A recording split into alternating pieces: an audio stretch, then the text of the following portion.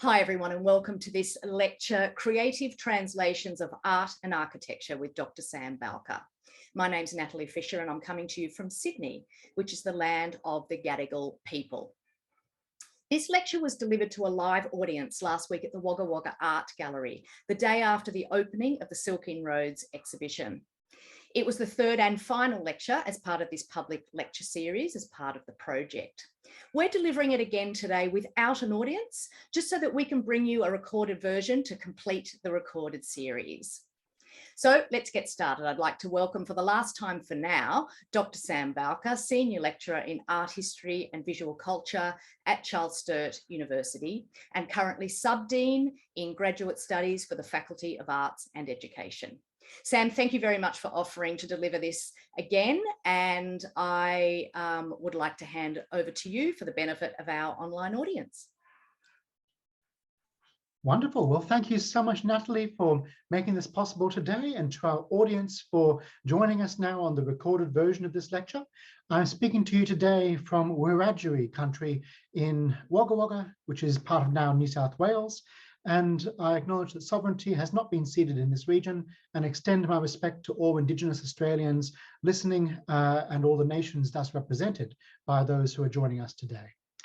So today being the final of 3 lectures, which were developed in tandem with the Silk Inroads project to provide historical and contemporary context for the work of our volunteers and members of the community who sewed individual panels inspired by the ceramic architectural facades of 4 major sites along the Silk Roads: the Taj Mahal, the Shah-e-Zinda, the Mazar-e-Sharif, and the Jamil Masjid in Isfahan.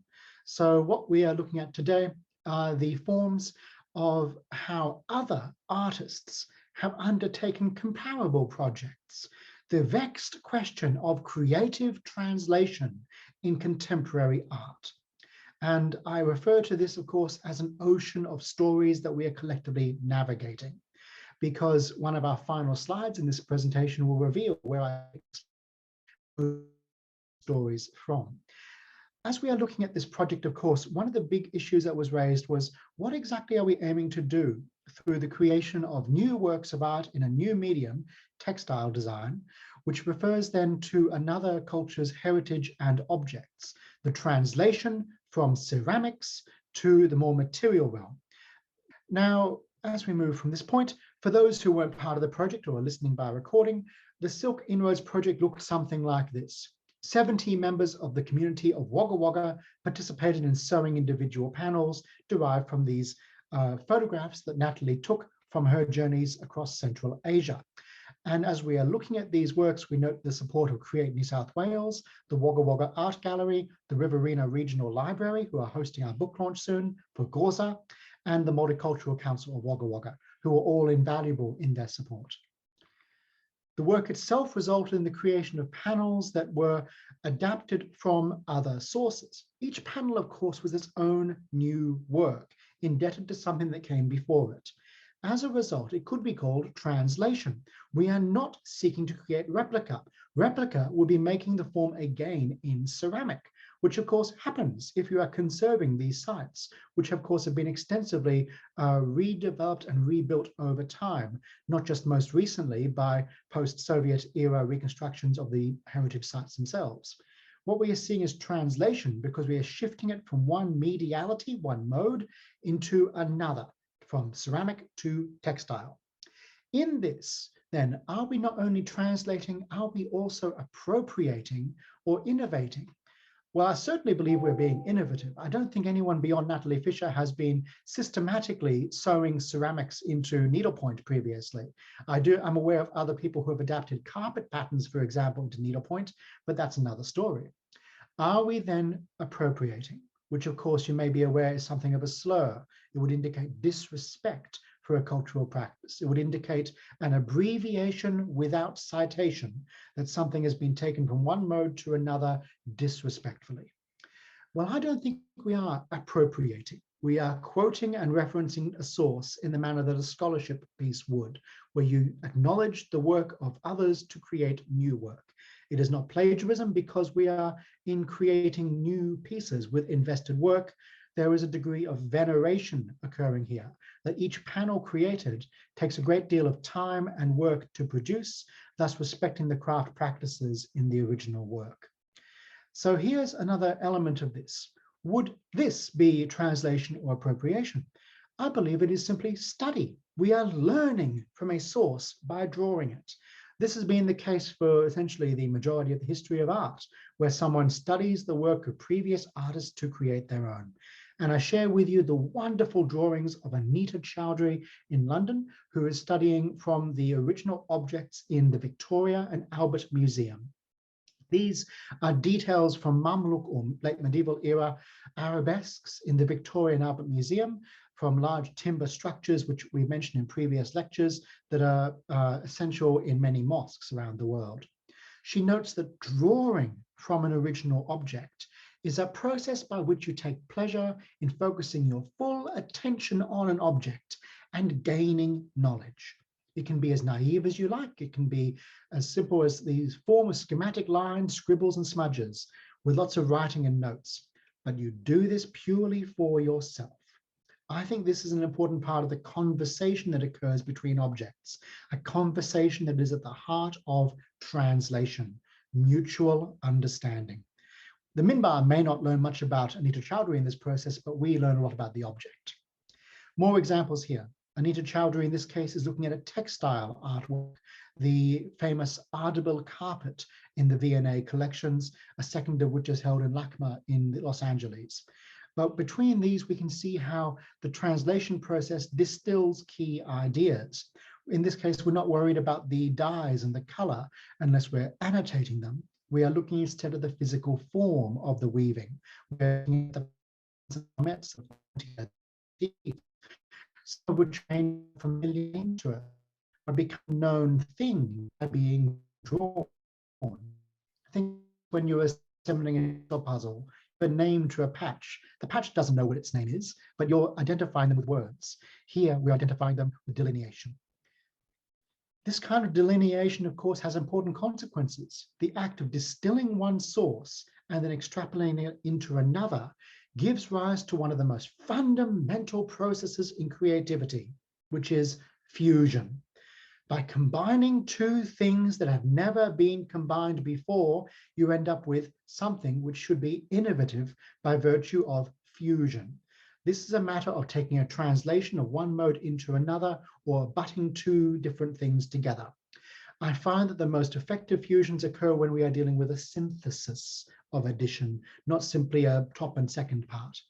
But what we are looking at now is the work of Amira Malak, who is an artist who works with hybridity of her own biography and her own identity as an Egyptian and American individual working by a city with an important river, which of course has significance to its indigenous custodians.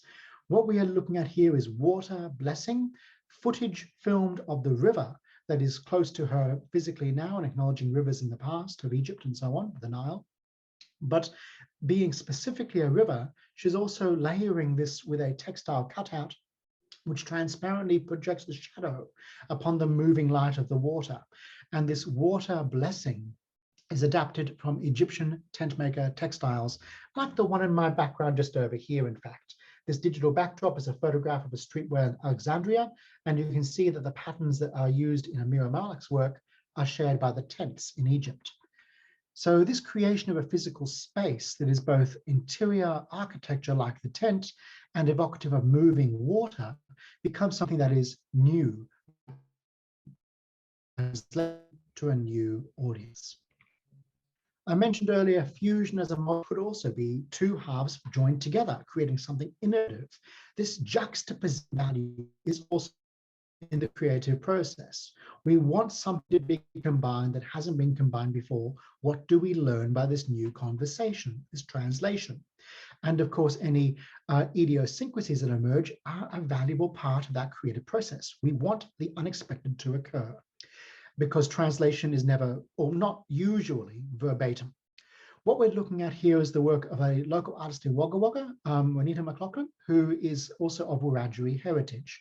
And as an Indigenous Australian, she's interested in how forms are adapted from global art histories and thus appropriated into other formats. Here, she's conducted a series of works which engage with histories of portraiture and ceramic. Notably, in this case, on the left, we have a figure, on the right, my mistake, the right, King Kinich Hanab Bakal from the Maya civilization, who has been placed within a horn-shaped vessel from Vietnam. Extremely different centuries, but coming together with a certain symmetrical synthesis.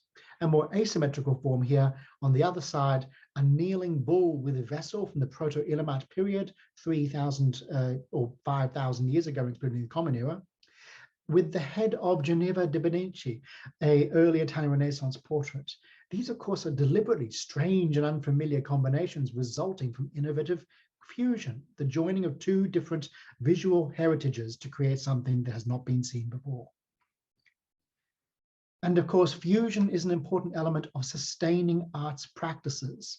If an art format suffers from orthodoxy, or more accurately, orthopraxy being the system by which a practice of art has to adhere to particular rules and conventions. It cannot modify from this, it cannot innovate. Without innovation, you end up with perhaps stagnation, or a certain kind of respectful reverence for a very classical form, which at best, I feel, lends itself to elitist practice and creates issues of accessibility. How then is it meaningful if it never evolves?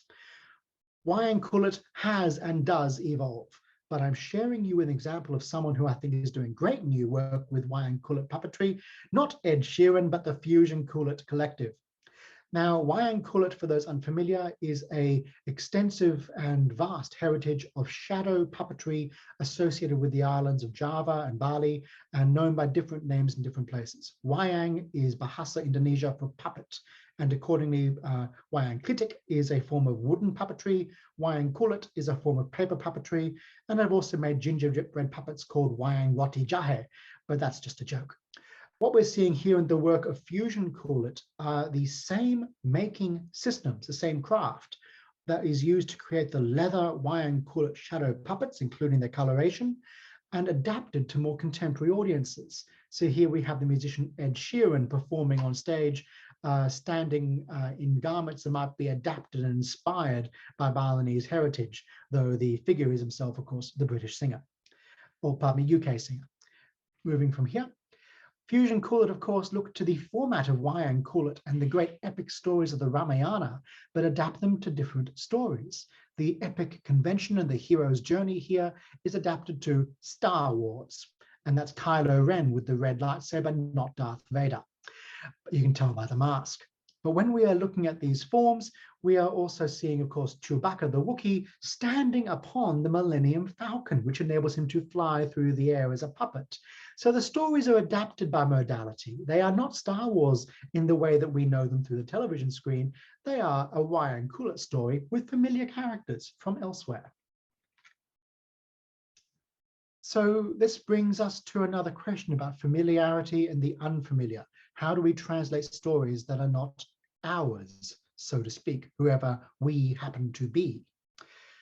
A very good question has been raised multiple times in the development of the Silk Inroads project, even before we invited participants to be part of the journey. And this was, would we do the stories like this with Indigenous Australian art? And the answer, as Australians ourselves and non-Indigenous at that, is no, definitely not. We would need cultural permission from elders in the communities affected by the work, that is, the custodians of that visual heritage, to be able to work with Indigenous Australian cultural practices, noting that we come from different Indigenous nations with different visual arts practices in each region and language. So what we're looking at here is an example of how might these work.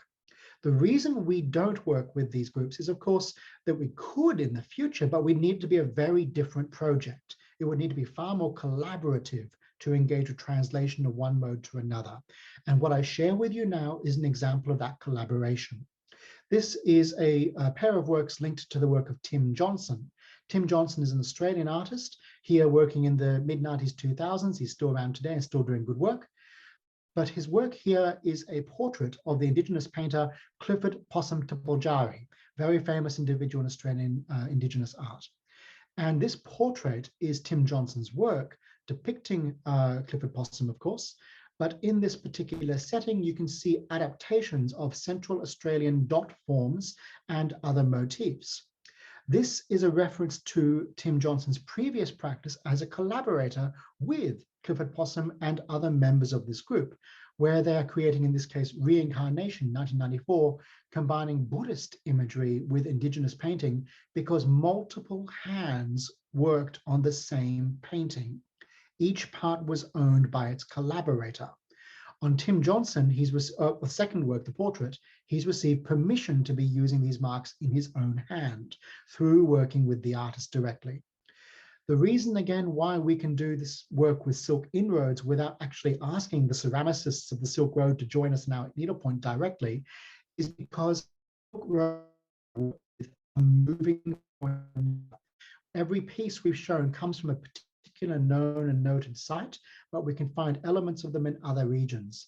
This is about movement of ideas and cultural exchange. With Indigenous patterns and forms, they don't move in the same way. They are very site-specific, they are language-specific, and they are part of the nation building, which has been going in these regions for thousands of years. It is not about mobility so far as it is about place. This brings us then to the big question, which is always part of our tutorials and first-year semiotics in my university classes, cultural appropriation. You may already know about this, so if you do, you've probably already seen this example, the kipau dress worn by Kezia Daum to her high school prom, her graduation party, as it were, in 2018, which lit up Twitter, as Twitter is wont to do, when a comment came up from, I believe it was Andrew Lamb, I think it was, not sure now his name, who commented, your prom dress, or pardon me, my culture is not your prom dress. This short riposte to this outfit was then seized and divisive into the camps that saw this as being an appropriative act and those who saw nothing wrong. The critical element in this differentiation is there is a conservative desire to reclaim symbols of identity and protect them at all costs from other modifications and use, and a, as it were, progressive desire to situate the use and respect of other forms as a sign of engagement with the world beyond our own, whatever world that might be. Here, I personally believe that Kezia Daum did nothing wrong. She knew what the dress was. She wore it as a beautiful object to an important event in her life. This was seen as a respectful action. She is not herself of Chinese heritage, but I don't feel she needs to be to wear this garment. She knows what it is, and she's wearing it in a manner appropriate for that context. I also refer you to something that I tell my students about because I expect they're familiar with the work of Beyoncé. Not known as a semiotics theorist, but yet contributing to many semiotics classes, Beyoncé Knowles wrote in her song Ape Shit these lines, which I abbreviate and present to you now from one of the chorus lines. Give me my check, put some respect on my check, or pay me in equity. I feel that if any of these three things have been done, it's no longer cultural appropriation. It is exchange. Give me my check. So give citation, credit, or some other form of assistance of meaningful type, not exposure, has to be a check, has to be something that's meaningful in its lasting duration to the person who is informing your work. Put some respect on my check, has to be, as I said, meaningful exchange, not symbolic, and or pay me in equity. Equity is not exposure. Equity is meaningful exchange once again. Appropriation assumes non-meaningful exchange. Countering this deals with what can we do which is of substance in the notion of quid pro quo, something for another. I also then give you these, from Beyoncé to my own words. I feel that there are multiple models of translation that apply to creative practice, and these are the ones that I find most useful. As we go through this lecture, you might want to ask yourself which one is being applied, noting that they're not mutually exclusive. The first one is to move from one mode to another. Verbatim translation. This is something that is much more aligned to what literal translation aims to be. But even then, verbatim translation, as we all see on Google Translate, does not work well. You have to capture context, inflection, tone, these subtle modes of translation that make a document meaningful in the original to the second audience, the new. So verbatim has its own limits. Then to interpret from one mode to another. This is a translation model that allows for change, and it is, I think, far more common as a mode translation creative practice. We saw it with drawing, we see it with fusion, we see it with appropriation, in fact, to interpret with change. To simplify with omission, this is a key in appropriation, but it's also a key in teaching, and to understand that a source has to be understood by its new audience, which may require compromises. We may remove idioms or replace them with something else. The problem of trying to translate a joke really comes through here. The next one is to build with addition. An entirely new thing results. This is where you end up with situations like inspired by, or perhaps our Silk Inroads project, where we have resulted with the work of the Wagga Wagga community to make new textile artworks, which would not have existed prior to the actual translation. So each model provides access from one source to another. That's why it's translation. But it also benefits audiences and artists differently, as we'll see. Next slide. The consequences of kitsch. Now, I mentioned in my last slide the issue of omission and simplification. Kitsch is a particularly important consequence here. Kitsch tends to simplify and reduce complex ideas into black and white stereotypes. That's a problem. Kitsch tends to serve a lowest common denominator, as in it has a mass appeal, which is understandable in translation, but again, also able to open it to exploitation or disrespectful use. And above all, it tends to be tied to profit-making entertainment. I can assure you that Silk Inroads is supported by government grants and does not make a profit. It is a cost-covering process with the Create New South Wales support. But what we are looking at here is also the issue of how we've invested our own time into it. Kitsch also does not normally have a political or critical edge. The moment you get self-aware kitsch, which is in some ways satirical, you end up with camp. Critically reflective kitsch is camp. It's a different thing to kitsch. And camp, of course, is a savvy feminist approach, which also is used by queer theorists and LGBTIQA individuals as a way of engaging with mainstream or patriarchal hegemony. It's a way of giving voice to the voiceless. It's an important element of this dialogue. Just because it's kitsch doesn't mean it's bad. It just means it's been translated perhaps inadequately. And I speak about inadequately quite deliberately. What we're looking at here is the AUSIT Code of Ethics for the Australian Institute of Translators and Interpreters, AUSIT. And I share this with you because it's not actually useful for artists on the whole, but it is what professional translators adhere to in their work. In summary, a translator between languages is expected to maintain professional detachment, impartiality, and objectivity. And you can see why. If someone's negotiating business clauses or courtroom documents, you want impartial and objective translation. But should an artist be detached, objective, and impartial? I don't think so. I think artists are expected to comment on issues in society. And as a result of this, this rule could be problematic for artists. Also, to decline work beyond their competence. I certainly believe that's an essential element for a professional translator, but is it essential for an artist? How would we as artists and craftspeople progress in our skills if we were to always decline work beyond our competence? I think there's a degree of pushing ourselves to new technical limits and skill in our creative practice, regardless of what that is, from performance to making to interpreting and writing. These things also have to push us further. Oops, sorry, being joined by a cat. 1 second.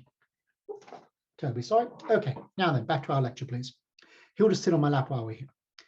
Now, moving to the description to Egypt, we're thinking here about the issues of translation, where the act of translating, like map making, cartography, can also be seen as an act of ownership. Now, ownership in translation here is interesting because who is the audience for whom you're translating and why are you doing it? The work here of the savants of Egypt who traveled to Egypt as a consequence of the Napoleonic invasion of Egypt, a military operation in 1798 to 1801, resulted in an extensive survey of the nation, its heritage, and its modern people. As a result of this, they created an extraordinary collection of documents, illustrations, maps, inventories, and essays regarding Egyptian culture as it was when they arrived. This, of course, is deeply valuable for the act of colonization, of claiming that all of this intellectual property is now French by virtue of being written in French for a Francophile audience. What we are seeing then is the implication that Egyptian visual cultures were thus part of a French imperial strata system. And of course, interestingly, the description de l'Egypte could be seen as a great academic project of bringing knowledge to a much larger international audience. And of course, of particular value when when the French invading forces had to surrender the numerous antiquities they took from Egypt to the British in exchange for transport out of Egypt when their invasion was quelled, when they were forced out by the Egyptians and by the British. So what we are seeing here is really an ongoing conversation in which translation and ownership have implications for visual arts. Another implication of this, which many of my students will be familiar with, is Orientalism. The concept of Orientalism here, developed by Edward Said, shifted the perception of an Orientalist from someone who studies, loosely speaking, the Orient, whatever form that might be, to a kind of slur of someone who summarizes the Orient from an external perspective based on the methods by which it is reduced to images or film or plays or literature, etc. Edward Said's thesis in 1978 has been widely critiqued and has not always been found to be consistently accurate or best case for explaining how these mythologies are formed and changed, the perception of the East by West or the other by anyone. Notably that in Australia, Indigenous Australians are affected by perceptions of Orientalism and exoticism, which has informed the way that non-Indigenous Australians have interacted with the Indigenous nations here. More recently, texts like this by Francois Poulon and Jean-Claude Vartin and other authors have critiqued the approaches to Orientalism to find more nuanced approaches that challenge the hegemony of popular views. So here's another example of Orientalism in practice, but also an interesting one for whom do we translate and how do we translate? In this case, what you are looking at are quilts. These are Egyptian Khayamiya tent maker appliques. The tent makers of Cairo made extraordinary tents like the one behind me in this little backdrop entirely by sewing them by hand with elaborate patterns and colors to mark weddings, funerals, and other public events. But here, their work is being used in collaboration with the designer, French designer, Louis Barthélemy. And Barthélemy's work evokes the French Orientalist Art Deco Egyptian revival period. That's quite a mouthful, but you can see the work is exuberant and quite, very fine in practice for how it's been made. The tent maker Tarek Abdulhay Afez Habolin is creating extraordinarily detailed work with great technical precision to translate Louis' drawings together into the form that we are seeing here. But you can also see the eroticism of these works. These are indebted more to the theaters of Paris in the Art Deco period than they are to the Egyptian heritage that the tent makers would draw upon. It's an unfamiliar heritage translated from one mode back into another. Is this then an equal crafts exchange? I can assure you the tent makers are paid appropriately for the work, but the work itself is something very different from what the tent makers' heritage comes from. Now, back from here. As a contrast to that work, I share with you a different artist. This is the work of Rashid Karaichi, a screen print initially with the two hands visible here, and also another Khayamiya, another tent maker applique. It's the same materials, just done differently, to adapt one of Rashid Karaichi's drawings into a banner from the series The Invisible Masters, which when seen in full, looks more like this. An extraordinary collection of banners sweeping in their architectural extravagance, moving as the air moves through them like flags in the wind, and ultimately referencing Sufist practices in the works of Islamic art and visual cultures, but also the importance of the craftsmen as makers and owners of the craft.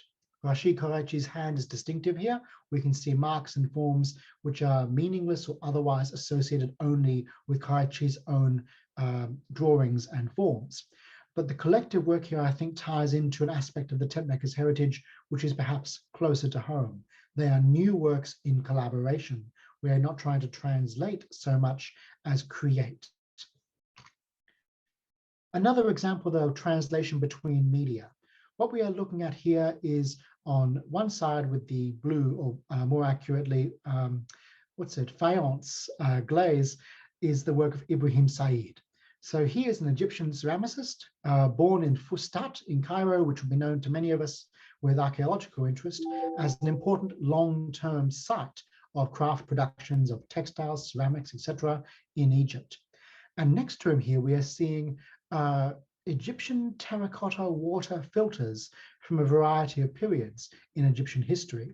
Not really ancient Egypt, more medieval. But what we are looking at here are fragments of much larger vessels. The water filter works by taking a bottle, I'm holding a glass, doesn't hold so well.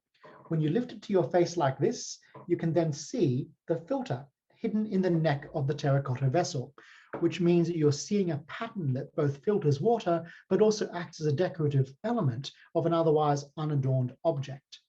These were thus preserved in museums, number one, because they're pretty, number two, because they're the strongest part of the bottle. So they tend to survive as archaeological objects and get picked up accordingly. Ibrahim Said is looking at their visual format, their code of grammar, their ornament, as it were, and adapting that into his new work. Here we have a piece that fairly literally adapts the circular format of the filter, but other pieces of his take them in very new directions. This is creation. This is to build from one form into another, to translate a form that was meaningful in one context to a form that is meaningful in another. He speaks of this as being forms that smell of Egypt.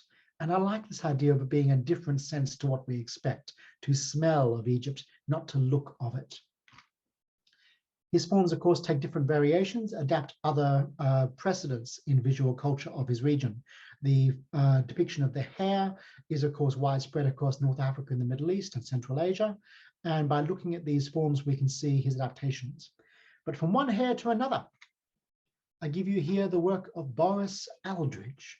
Boris Aldridge is a British ceramicist who works closely with precedents from Persianate cultures, in this case, Iran. The Kashan region was known for its extraordinary use of lusterware. Lusterware, it doesn't come across so clearly in this slide, but if you were to tilt that tile, it would shine in a very distinctively metallic way.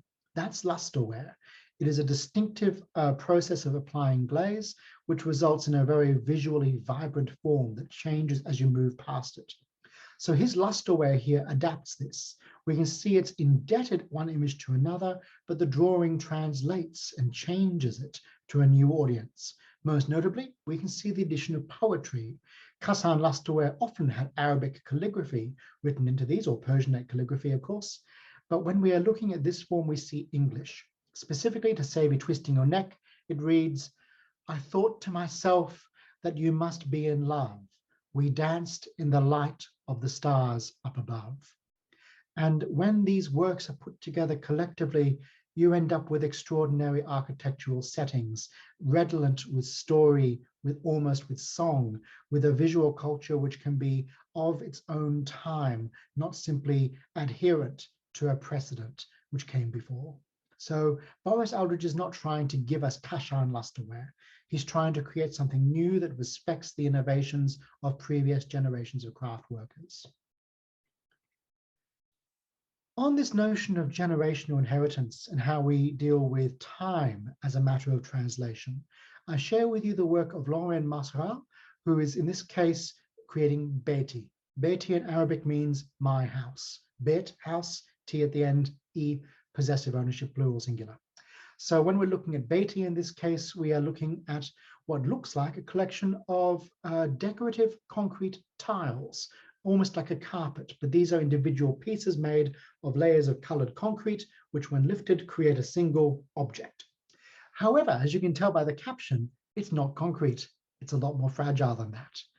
It is a layer of spices, sumac in purple, za'atar in green, white pepper, turmeric, as you know, in yellow, and ginger in a more orange tone on a floor. Up close, we can see how the individual spices are layered and placed in a manner that's not unlike the process of creating the tile itself in concrete workshops, which I've seen, of course, in Egypt and other regions to this day. But as we see this, we see a great fragility. These are memories. Who do they belong to but the one who is evoked by them? Walking into the room, you'll smell the spices, but you won't know where they're coming from. Visually, it hasn't been given away. So the translation here, like the scent of Egypt, is building us something that is different. In this case, the artist is particularly interested in the relationships between memory in Palestine and in Israel. And in this case, the issue of a singular house. Whose house was it? Whose house is it? Whose memories does it evoke? Are an important part of this. An artwork which is about dialogue and heritage. Another element of this over here, another Palestinian case study too. Palestinian needlepoint is, of course, a reference point that Natalie Fisher and I are very familiar with. And in creating Silk Inroads, we were thinking about different needlepoint heritages around the world. And what we are looking at here is the thawm, which is a Palestinian dress noted for using embroidery extensively. In Palestine, the different forms of thawm evoke different regions historically, where you would have different colors, different shapes, different motifs, indicative of different villages and towns. And as the Palestinian diaspora has moved across different regions, these textiles have moved with them to Jordan, Lebanon, Syria, etc., Egypt as well, and around the world. So what we're looking at here now is another translation of the patterns of Palestinian needlepoint into an architectural form. The Nashk collective by Nizreen Abodale and Nermeen Abodale are a pair of architects who work with materials like stone and wood to create new forms. Here, they did not have access to actual textiles in their hands, so they looked at books of Palestinian needlework and adapted it into something more familiar to them. In this process, they removed colors, which might have once linked the textile to its own location and become something more abstracted, an idea of a heritage rather than the heritage itself, a nostalgia, a recreation of it. And as we see over here, we are adapting them to brass inlay in stone, a very different format for Palestinian needlepoint, something that perhaps couldn't be done by the individuals who had the sewing skills, but something that can be done by these architects as an act of translation. As noted here, instead of simply copying patterns from one medium to another, the Nash collective borrowed designs and symbols from embroidery, often mixing many different regional patterns and various stitches in one artwork. By adding their own touch and changing the pattern subtly, they add their signature while interacting with their DNA, their history. For this collective, the Nash collective, are of course Palestinian.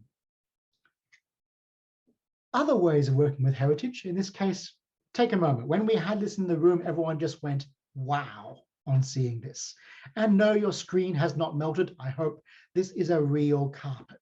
This is the work of Faïr Ahmed, an Azerbaijani contemporary artist who works with traditional methods of carpet weaving.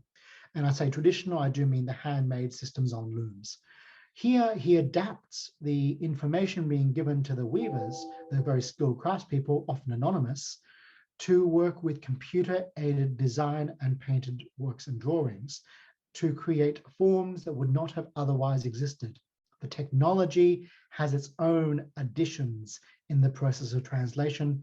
Faïr Ahmed allows the technology to speak. So here, the distortion of a melted carpet, adapting one pattern to another, or the Nizami Ganjabi project, in which the carpets become a kind of almost semi-treated fleece, this yarn more than the actual woven textile, become things that are redolent of their origins and the futures into which we are moving. What is the place of what could be called, broadly speaking, a Persian carpet in the 21st century? Here's one option for you. Another contemporary artist from Azerbaijan, Farid Razulov, works similarly with carpet forms, but without the contemporary or without the traditional weaving element. These are digitally created surfaces which are then used to line, actual rooms. So the scene you have here is not a room of a doll's house. It is a life-size room in which every possible thing is being covered with a particular repeating carpet pattern, except the kangaroo. I understand that in the various works of Farid Azulov, the animals stand as a kind of contrast, a negative space, a resting point for your eyes, so that you can take in more of what is actually done to transform the room. The animals are somewhat arbitrary in comparison to the reverence of the actual carpet's patterns. And I say reverence here, it may seem ludicrous, it may seem excessive, like an Alice in Wonderland vision, but what we are seeing are, of course, references to quite specific Azerbaijani heritage. As noted by Farid Razulov in this little bit of text here I've given you, the idea behind these works is to organize an area where Eastern and Western ideology can create a dialogue and try to be together without harming each other.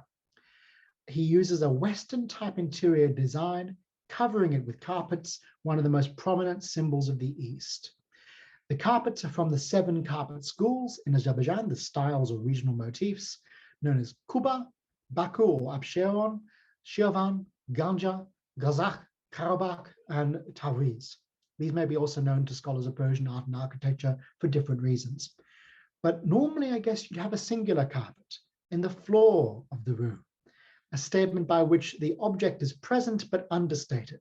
What happens then when the carpet rises and becomes the dominant object of the room? How then does this relate to our understandings of interactions between East and West? This translation reveals more than the literal act of verbatim reproduction. More examples, just to show you that this is real, and yes, these are extraordinary. I had the great privilege to be able to see these rooms in person, or at least one of them, in the Venice Biennale a number of years ago now, where these were shown in the context of other contemporary art from Azerbaijan. Wonderful things. But moving a bit further south now to Afghanistan. Of course, in the Silk Inroads project, we do refer to Afghanistan through the work of the Mazar-i-Sharif, the Blue Mosque, a site of pilgrimage and the burial of saints. But in this case, we're looking at a more indigenous practice, the war rugs. The war rugs emerged from a transformation in Afghan culture incurred by the Soviet invasions of the 1970s and 80s. What we are seeing in this case was a 1996 version, which is more indicative of the early war rugs, where rugs were being produced in villages and communities across Afghanistan, often by women, for sale in the larger town centers, often by men. But in this case, what we are seeing now is a carpet pattern that is traditional, minus the innovations of tanks, bazooka, AK-47s, things like this, the new material of the Russian armies. And on the other side, of course, too, a portrait rug, Muhammad Khan, a figure of significance to the region at the time. And of course, these war rugs are made for audiences which are changing as Afghanistan changes. The military audiences in Afghanistan result in new motifs as the soldiers, nurses, and other individuals in Afghanistan collected these objects. Because of the market presence, the mode changed. The translation to find new audiences took the skills in the community and adapted them to new ends. Another important element is, of course, the digital realm. And how does this work with the physical and tangible spaces of art practice? What we are looking at here on one side is a painting by Mir Saeed Ali from the 16th century. You may be familiar with these as miniatures, but in practice, we don't really call them miniatures in art history anymore. We call them paintings because the actual size is not relevant to the act of it being a painting. And in this region, paintings were just that size. That is how they work for an almost book-like format, and the importance of manuscript heritage more so than the framed work on the wall of the palace, which might take different formats. So what we are seeing here is a work by Mir Saeed Ali, an original, with its translation into the digital by the American-based artist Sakhs Afridi. And what Afridi is doing, of course, is digitally deconstructing it, collapsing the painting like Faik Ahmed's carpets into a new form, a post-earthquake version, as it were, perhaps. But remembering that this act of digitally reassembling a work or disassembling a work is evocative of animation processes. And indeed, this lends itself to animation as a mode of translation, to go from one object, which would be seen and moved physically as the page turns in the context of a narrative of written work, to then have only an image which changes over time, an animated sequence of events, using the screen as having its own affordances, unlike a book, which has to be seen one page at a time or 2 pages at a time. This kind of conversation can be continued in the work of Shazia Sikandar. She is an extraordinary artist working in the US at the moment, who was trained in the Lahore School of Arts, which is known for its painting techniques and regimen, similar to the work of the miniature painters we mentioned earlier. So she's trained in these formal techniques of actually working with material crafts to create paintings like these. But as a contemporary artist, she also adapts them to include abstraction, contemporary themes, reflections on biography and gender, which were unknown to the original painters.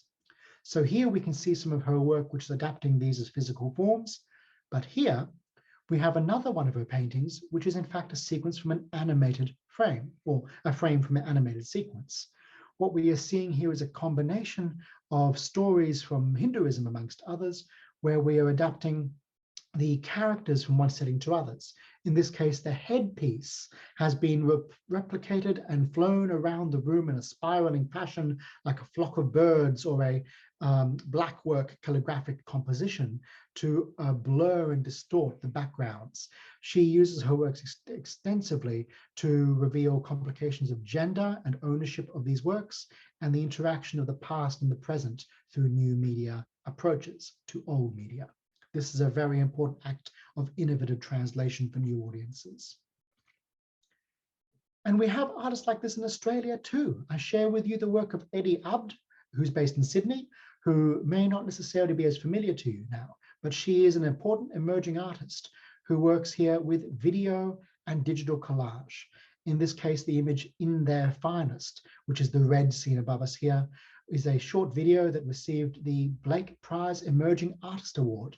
For our non-Australians, the Blake Prize is a long ongoing award for spiritual art practices, which is now being seen as one of the more diverse art prizes in Australian contemporary art. To Your Health is also a commentary on the COVID-19 pandemic, in which case the situation of a family bound into the home has been adapted into the situation of a family bound into colonial era portraiture and the studio photographic portrait mode of the harem, or the internal part of a house, the women's spaces of a home. Now, to move from one digital mode to another, this hybrid mode that Eddie Abd works with, I think one of the most spectacular I have ever seen is the work of Hamid Rahmanian, whose Feathers of Fire is a retelling of the Persian Shahnameh, the Book of Kings, Shahnameh. What we are looking at here is a scene where you can see how this is a stage production of individual human beings wearing costumes that act as shadow puppets. So by combining the digital with the physical, the shadow puppet, with digital backdrops and colors and animations, as well as the movement of dancers and the live orchestral accompaniments, we end up with an extraordinary synthesis that moves beyond the book, Shahnameh, which are some of the most treasured paintings in Islamic art collections to this day.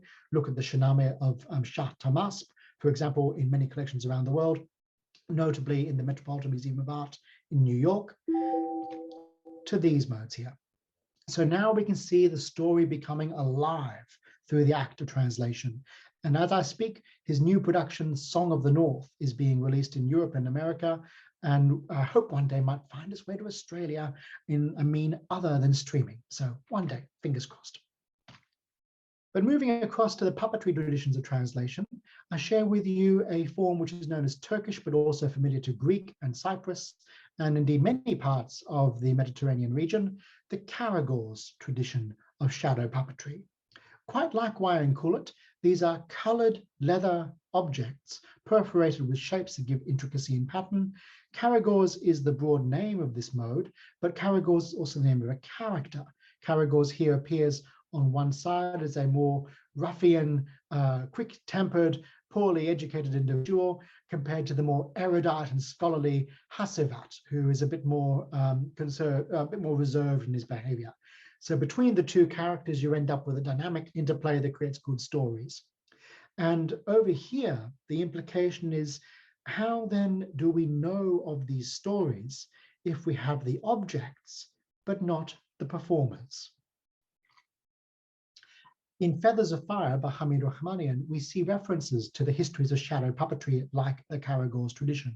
What we are seeing here is an Egyptian Khayal il-Zil shadow puppet collected in 1909, which appears in the Feathers of Fire sequence. You can see the palace in the background there. And by this kind of quotation and referencing, he's situating his awareness of these puppetry traditions whilst also making something new. The translation occurs. Here we have other examples. These are not technically Karagor's puppets. These are Khayal il-Zil, which means theatre of the imagination, though it is often translated as shadow theatre. These are Egyptian modes. And if you're familiar with the wayang kulit we saw earlier in this lecture, these might be unfamiliar, and that is intentional. Who knows what Egyptian medieval shadow theatre looks like? None of us were there at the time. We have no recordings of it. There were only 3 plays recorded from that time, which are known to us in script form now, the work of Ibn Daniel and his 3 plays. So what we are seeing in this case is also indebted to the work of scholars like Kuao Yin, who is working very extensively with Egyptian shadow theatre as an Arabic literary tradition. But in this case, it raises that question of translation. What happens when a 400-year-old puppet can no longer be moved? What kind of theatre is created when the printing of digital material has the role of mover and director?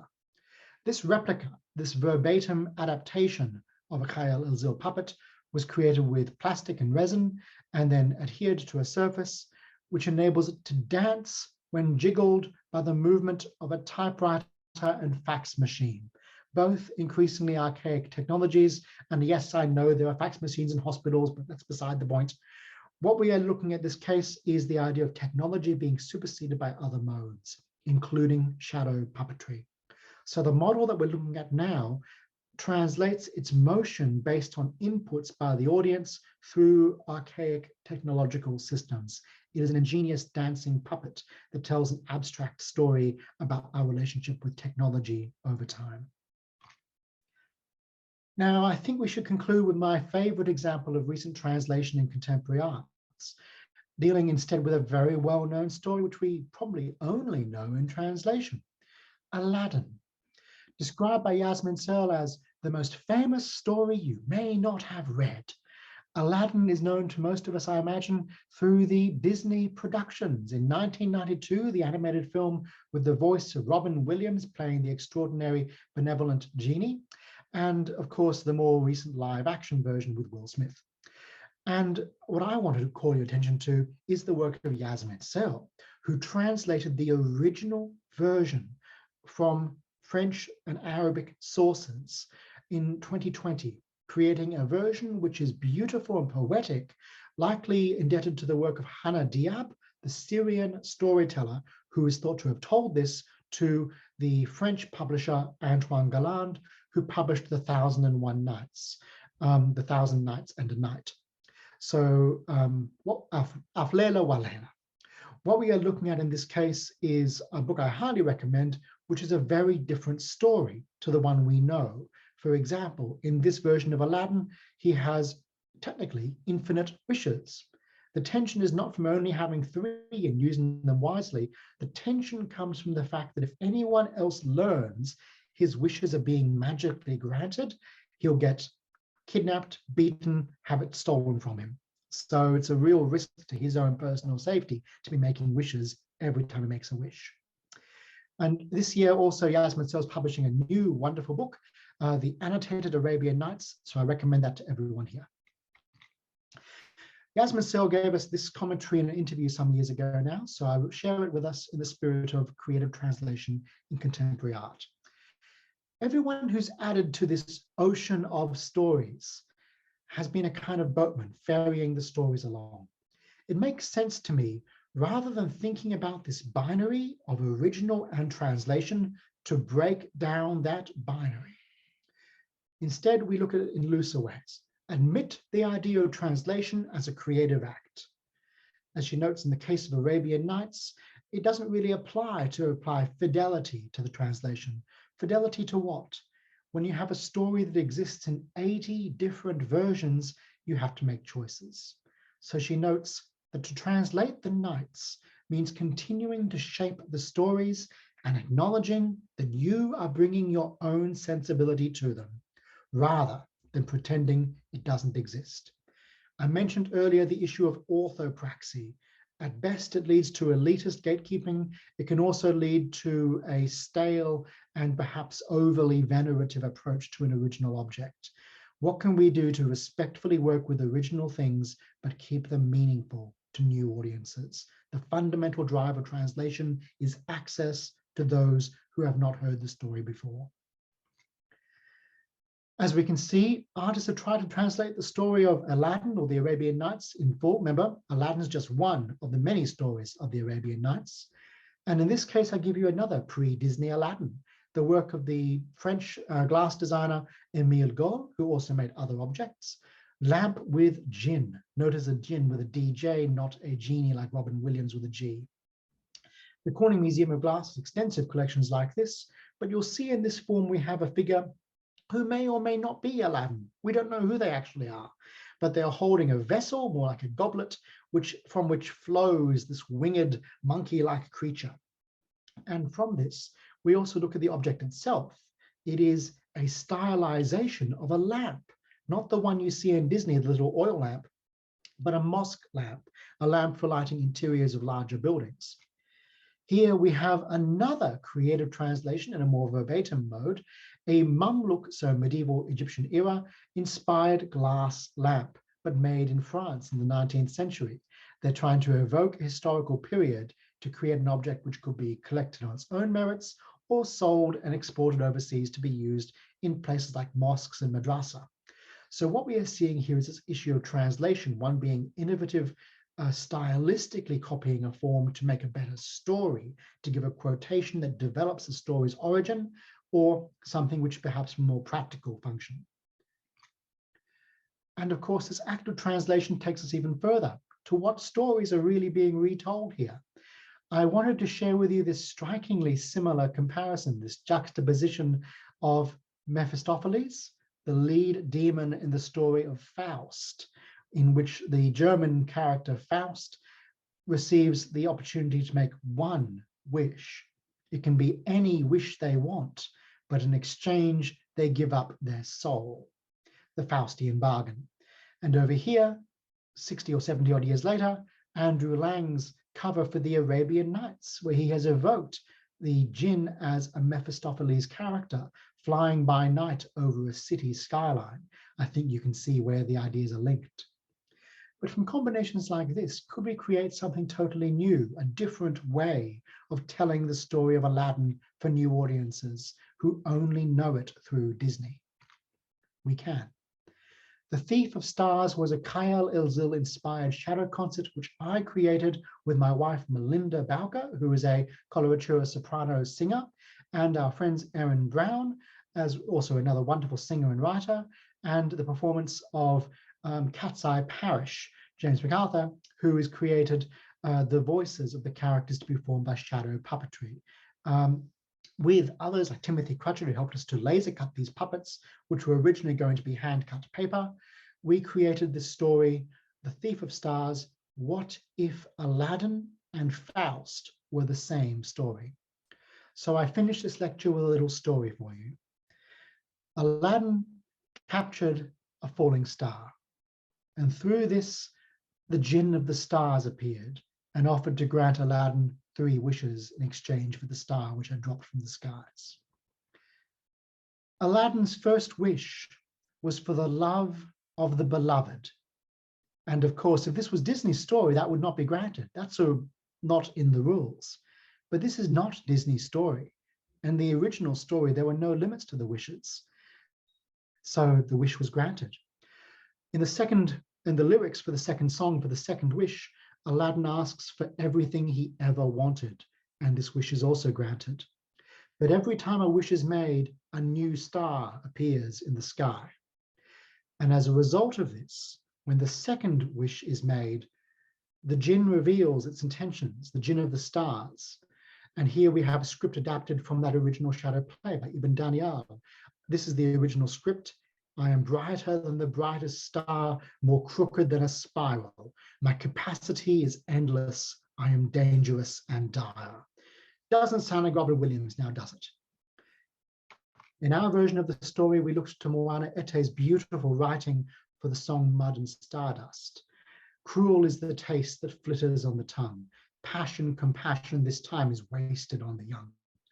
Are you what I am?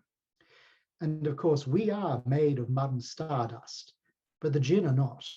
The jinn are made of smokeless fire and air.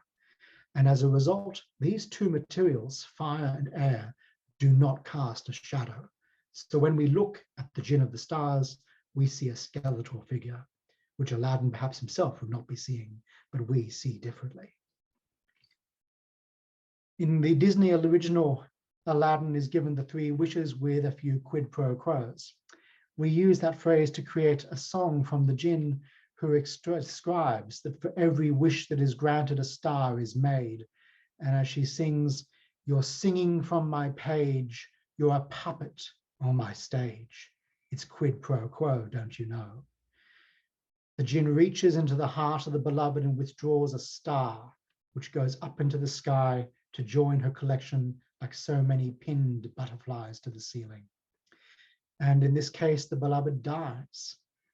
So Aladdin looks up and realizes all the millions of wishes that have been granted are all other people's souls transformed into stars, proof that the wish had been granted, but never any indication of at what cost it had been paid for.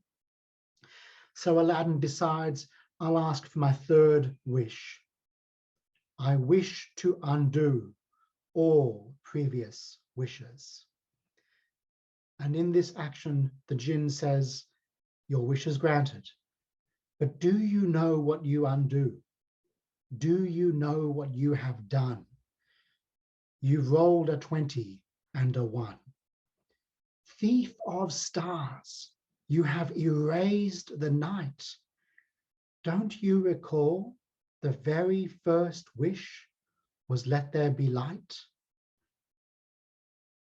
And with each wish that was undone, the stars went out one by one. So in that version of Aladdin, the story of Aladdin and Faust is the same story. Why should only one version of any story exist? The act of creative translation gives us new stories from old, like new lamps for old. What we are looking at here is how do you make something meaningful to someone else? How do you connect on a level that engages their emotions, their skills, their history into something that respects what went before, but makes something new for someone else? The gift of translation is an exchange. It is a quid pro quo. And in what we're doing in Silk Roads, I'm sure we've seen the community of Wagga come together to learn from each other, to learn about Central Asia, to see heritage shared and new work made. So for that, I thank you for your time. The end. Sam, thank you for another fantastic lecture. What a way to end the series. Such interesting concepts, such beautiful imagery, and a lot for us to take away and think about. So thank you so much. That was just wonderful. And I think back to when we delivered this lecture in person to our live audience last week, there were a couple of questions that came up, and I'd like to just paraphrase those and put those to you if you wouldn't mind. Of course, great idea. The first one was from a questioner who referenced you saying that just because something is kitsch doesn't make it necessarily bad. But in your view, can kitsch ever be a good thing, perceived to be a positive thing? Yes, it can. Thank you, Natalie, for asking. And I think in this lecture, remembering that question, I must have added a little bit in the original.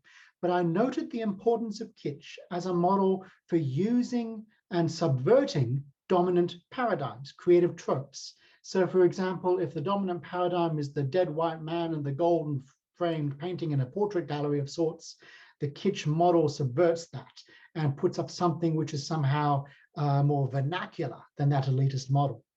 As a result of this, kitsch can be a useful thing to subvert other powers, but when it's knowingly used in this way, it becomes camp. And camp is a different thing.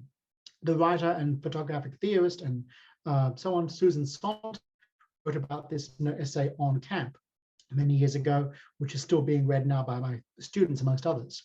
So kitsch is valuable, particularly to subvert dominant paradigms. However, we can't get away from the fact it's still a reductivist system. Kitsch can also inform things like tourist practices and souvenirs, which can still be a very important means of maintaining craft practices in communities. I think about in Australian art, the La Perouse group with Indigenous Australian artists who work with shell craft, things like the Sydney Harbour Bridge created in shells and velvet. And that's a form of kitsch at one level because it's derivative from a larger Art Deco structure, the Harbour Bridge, but it's also meaningful because it's using Indigenous materials with Indigenous handwork in a different way. The fact is, those artists found a way to sell things to other people, and there's entrepreneurialism to be respected within that. So thank you, Natalie. Yeah, that makes a lot of sense. It's very interesting. One other questioner, Sam, from the day, raised the point that so as we're currently witnessing so many disasters and tragedy and suffering in Australia and worldwide particularly, how do you respond to the perception that's often raised, and that is that in times like these, art can be perceived to be a luxury or an indulgence? I think it's a really good question because it's something I have to grapple with too as an art historian. I'm teaching some of the best things that humanity has ever done and made and preserved in highly valued museums, which are accessible to a privileged few in global terms. And then how do we reconcile this as a view of everyone's history? I think the issue of real damage which occurs to heritage sites as well as people in the Silk Roads regions, notably Afghanistan, and the tragedy at Mazar-i-Sharif that we spoke about in previous lectures, it comes down to the realization that those tragedies are part of a larger story of human successes. And when we are seeing these ostentatious and beautiful, lavish structures being made, they're part of a story of hope, of peace, of exchange, and of optimism. And being part of those stories is important when the stories in public eye veer towards the disastrous. We're seeing this now in Ukraine. We're seeing this now in other areas where people are being moved against their will by forces beyond their individual control. So something that I reflect on was a letter that was written by Professor Stephanie Mulder of the University of Texas in Austin, where she wrote, and I paraphrase from her original, that the race to save the life of a Syrian child and the ruins of Palmyra are part of the same race, in that we are looking to challenge and to preserve what we can for the betterment of humanity. And if we here in Wagga, in regional Australia, on Wiradjuri land, can sow and spend our time learning about another culture through needlepoint, then that is perhaps a better use of time than doing nothing. That we are engaging with what is the best of humanity, and that is not at the cost of what is the worst. It is all part of a shared tapestry. And disastrous though parts of it can be, there are still parts that are beautiful. So that's my answer. Wonderful. Well, Sam, on that note, it's just been wonderful having you here as part of this lecture series. You've just added such richness and great depth of understanding to the Silk Inroads project. So thank you very, very much for contributing and for preparing this series of lectures for the project. It's been a hugely valuable part of this project. And the previous two lectures that you gave are also available in recordings, and they're on my website, which is artweave.com.au. So now we'll have recordings of the 3 lectures as part of the whole series. So, and thank you to all of you viewing. Thanks for watching. Sam, thank you once again. It's been a great privilege. Thank you so much. And thank you to everyone who's part of the project too. Your work looks extraordinary, and I'm looking forward to seeing it as it evolves into the future. Thank you all. Bye for now.